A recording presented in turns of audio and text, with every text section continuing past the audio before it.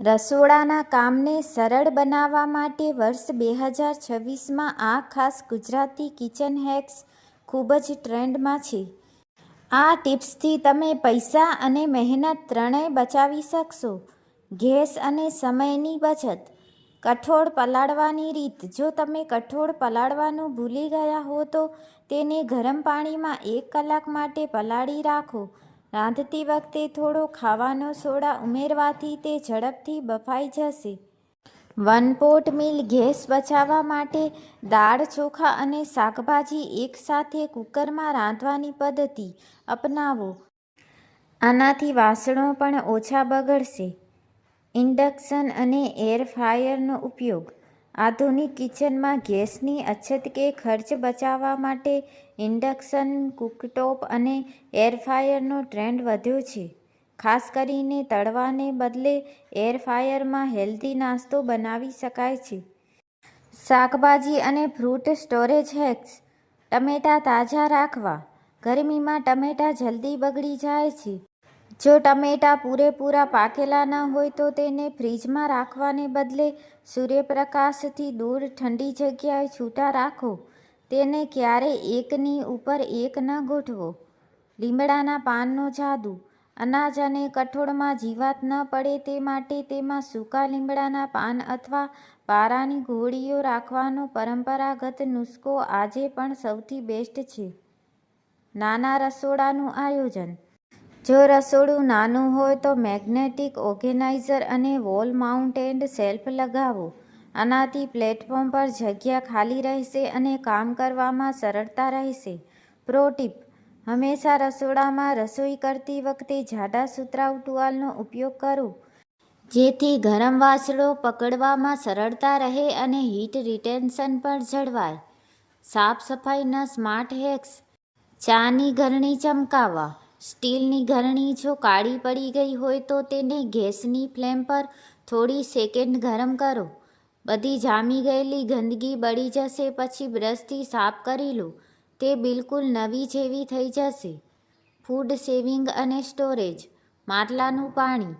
જો તમારું જૂનું માટલું પાણી ઠંડુ નથી કરતું તો તેને મીઠાવાળા ગરમ પાણીથી ધોઈ લો અને તેની બહારની સપાટી પર ભીનું કપડું વીંટી રાખો.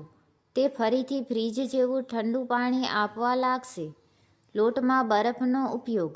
ઉનાળામાં જ્યારે પૂરી કે પરોઠાનો લોટ બાંધો ત્યારે પાણીમાં થોડા બરફના ટુકડા નાખો. આનાથી લોટ ચીકણો નહીં થાય અને પૂરીઓ વધુ ક્રિસ્પી બનશે. તેલની શુદ્ધિ. જો તળેલું તેલ કાળું પડી ગયું હોય તો તેમાં થોડો કોર્નફ્લાવર, મકાઈનો લોટ પાણીમાં ઓગાળીને નાખો.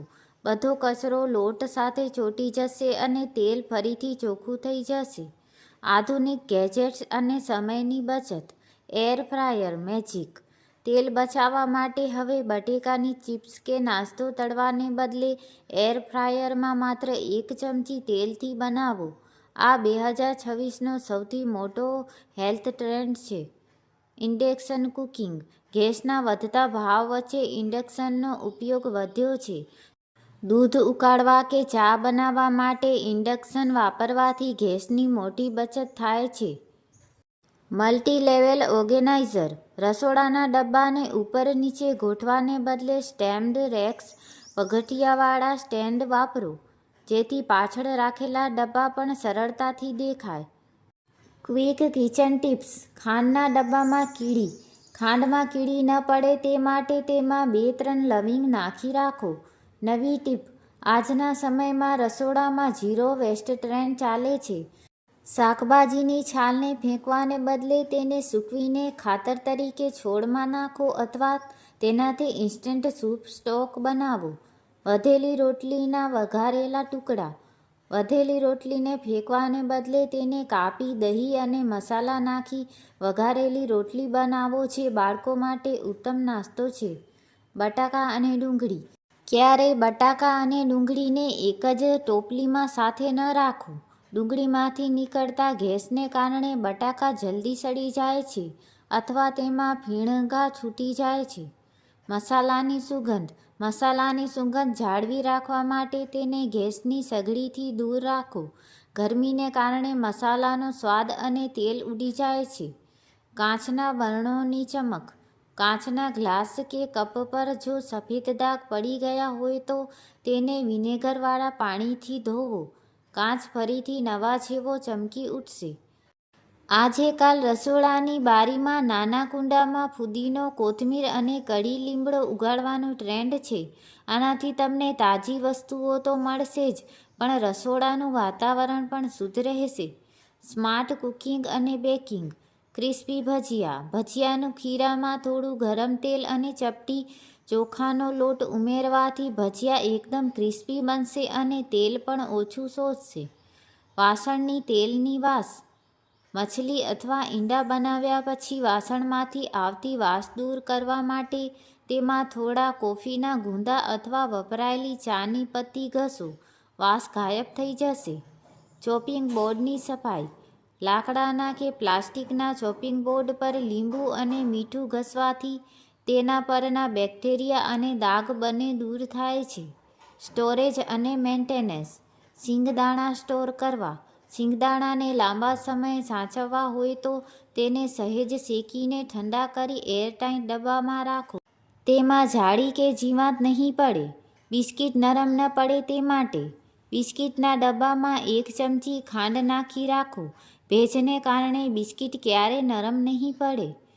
તેલની બરણી. તેલની બરણી નીચે હંમેશા એક જૂની પ્લેટ અથવા ટીશ્યુ પેપર રાખો, જેથી પ્લેટફોર્મ પર તેલના દાગ ન પડે.